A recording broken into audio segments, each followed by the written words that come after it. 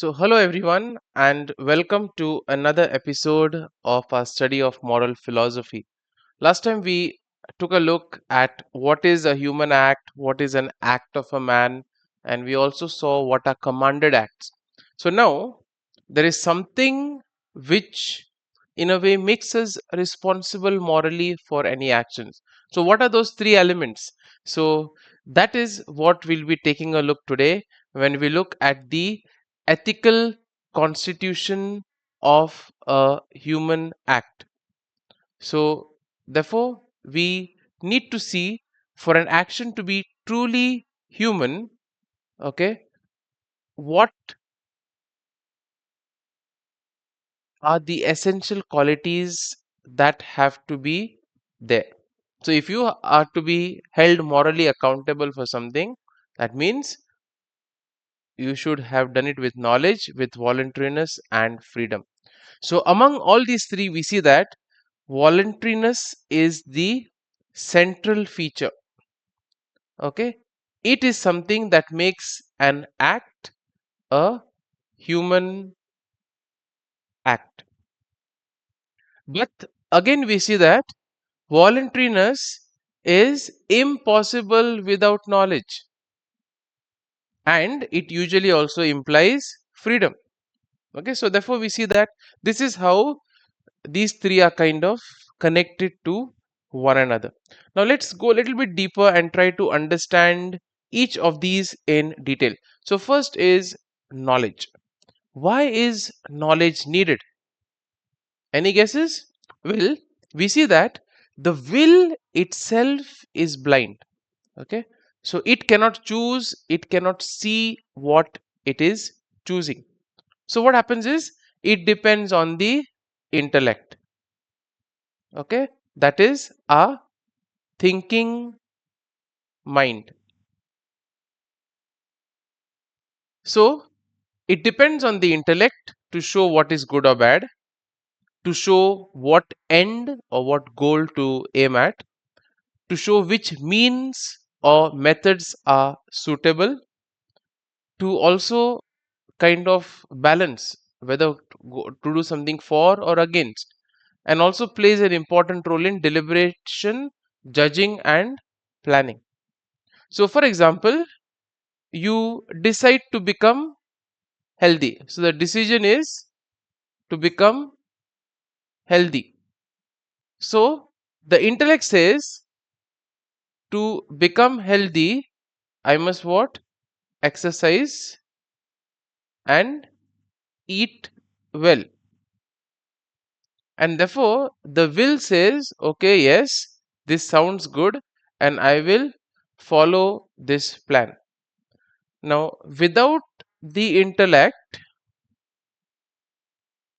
okay, without the intellect, the will cannot decide an intelligible act. So, it cannot decide intelligently.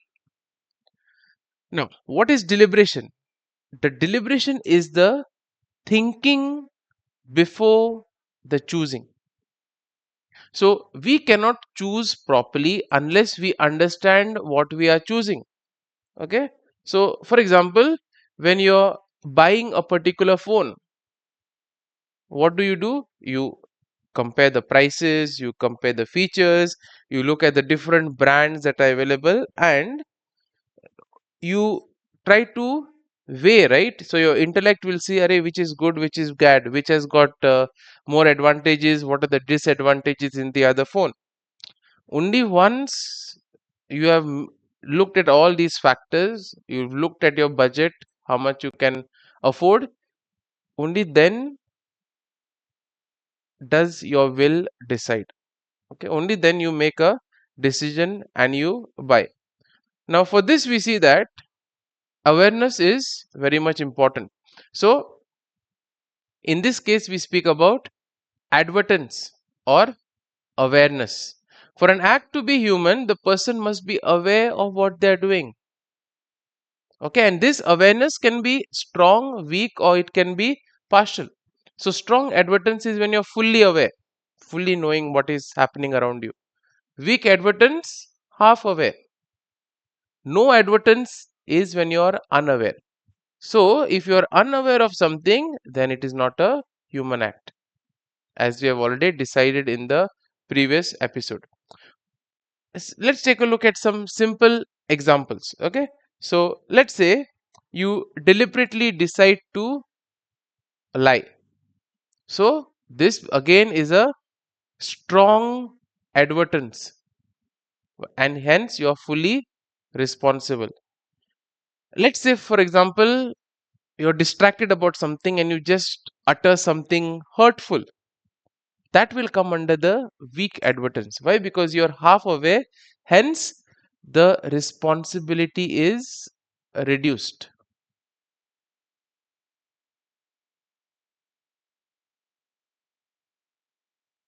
And if you speak something in your sleep, again it comes under the no advertence, hence it, you're not responsible for it. So therefore, dear friends, we see that it's very important to look at these small minute details before we come to any conclusion whether a person is responsible or not for a act. We need to look at all these small details, because a small detail here and there, if we miss, can make a big difference. Next is reflection. So reflection means that the mind not only knows what it is doing, but it knows that it knows. Okay, for example, uh, I know I am angry, and I know that my anger is influencing my decision. So in this case, we see that there is a higher reflection, and hence clear moral responsibility.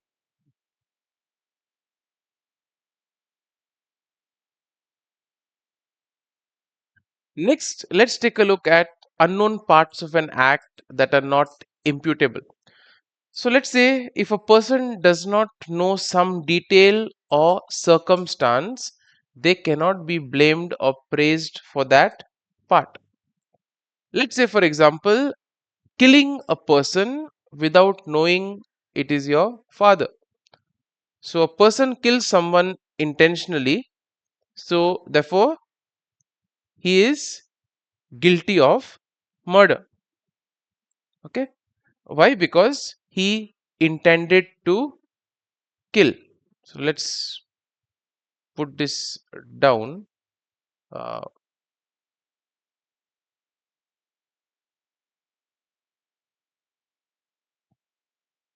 so in this case, you're guilty of murder. Okay, because the intention to kill is there. Hmm? But he is not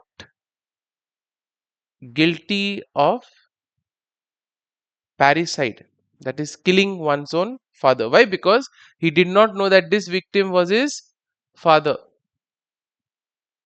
Next, let's say stealing counterfeit money unknowingly. Okay, so a thief steals the wallet thinking that it has real money. Okay, so in this case he is guilty of theft. Why? Because he has knowingly stolen it, but he has unknowingly stolen fake money. So in a way he has not gained anything. So this intention to steal still makes him morally responsible. Okay, so therefore when we see that when we are judging anything to be, like, to, if we say that a person is morally responsible for something, you need to basically know what you are doing. You need to understand the goal and the means. You must have some awareness and reflection, and anything you did without knowing is not attributed to you.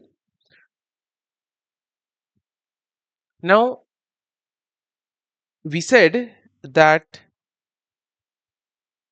for a particular act to, in a way, be considered for you to be responsible, you need three factors, right? So we said voluntariness is one, then also there's freedom and knowledge.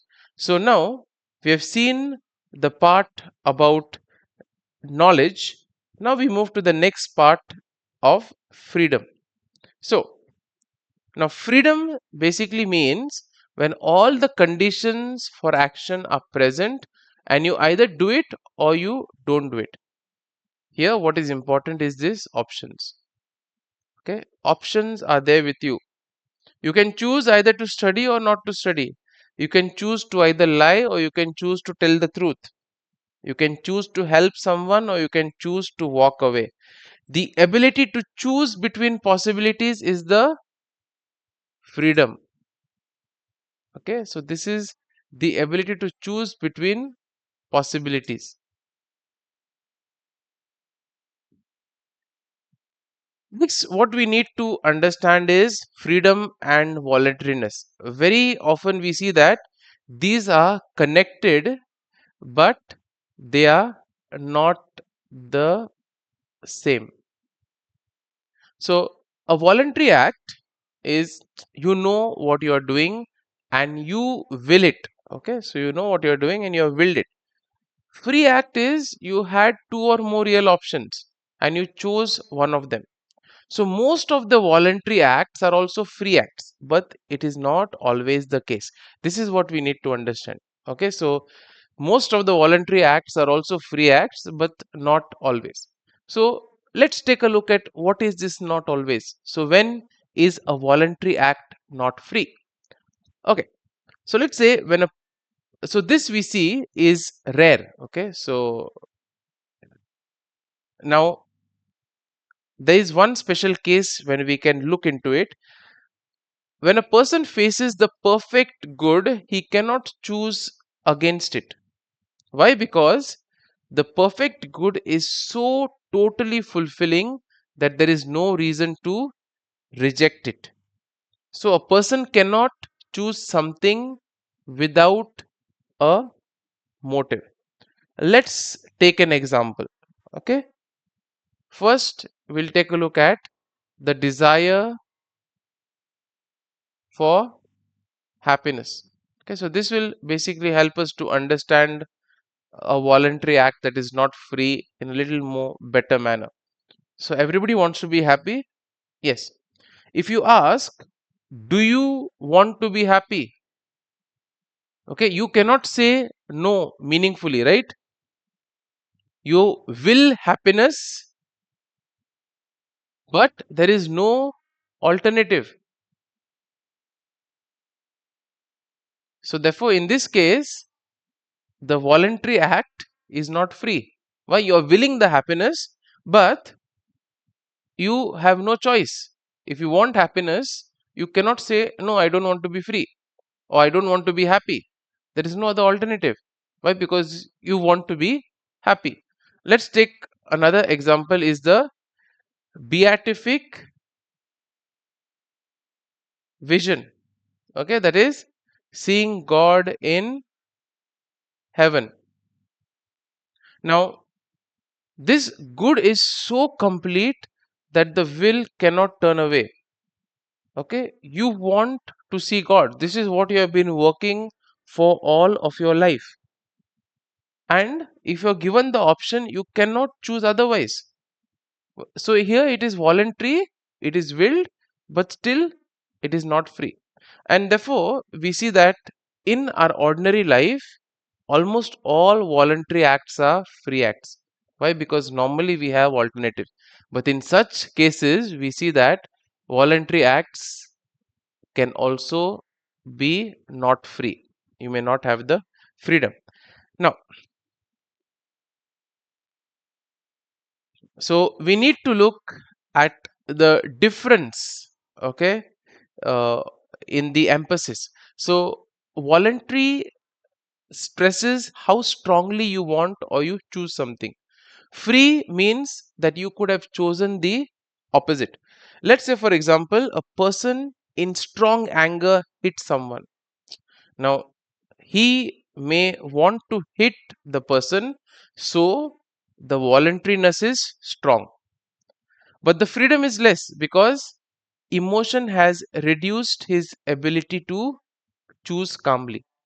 So, in this case, we see that if the emotion becomes too strong, he no longer knows what he is doing.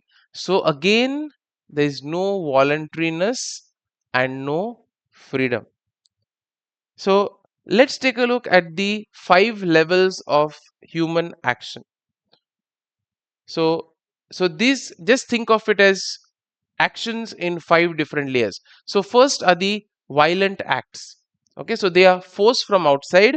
The person is not really acting. So, for example, someone pushes your hand.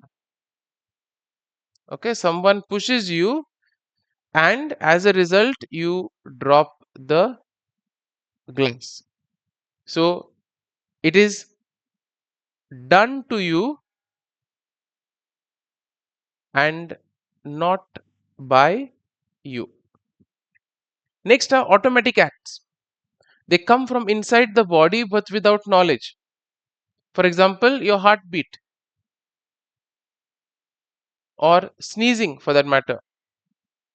So, again, we see that it is not guided by knowledge. Or another good example would be you reflexively pulling your hand from a hot surface. Okay, again, it is not guided by your knowledge. It just comes inside the body without knowledge. Next are spontaneous acts. They come from within and involve knowledge, but not knowledge of a purpose. Okay, so let's try to make sense of this. So, for example, feeling hungry. Okay, so involves knowledge, but not knowledge of a purpose. Or feeling suddenly afraid, or noticing a sound. So you know something is happening, but you aren't choosing it as a means. Next are the voluntary acts done by the will with knowledge of the end. That means it is done with purpose. For example, eating to satisfy hunger, studying with the purpose of passing, calling a friend with the purpose of talking. So here we see that you know the goal and you choose to act. Next, you have free acts. Again, they are voluntary acts where you have real alternatives. Okay, so for example, let's say exams are approaching, you can either choose to study, watch a movie, or go out, etc. Out of these, you choose one. That is a free human act. Now we see that only voluntary and free acts are human acts. Okay, so again, another condition, only voluntary and free acts are human acts. So we see that violent, automatic, and spontaneous acts are not fully human acts. Why? Because they lack knowledge, they are not chosen, or they are forced. So only when a person knows, wills, and chooses does an action fully become a human act. And therefore, we see that a voluntary act means that you know and you want it. Free act, you know you want it, plus you have options. So, almost all voluntary acts in daily life are free acts. So, that's it for this episode of the elements, or what you can say, the constitution of a human act. Next time around, we'll take a look at some of the modifiers of responsibility of certain acts. So, till then, act ethically and be morally responsible.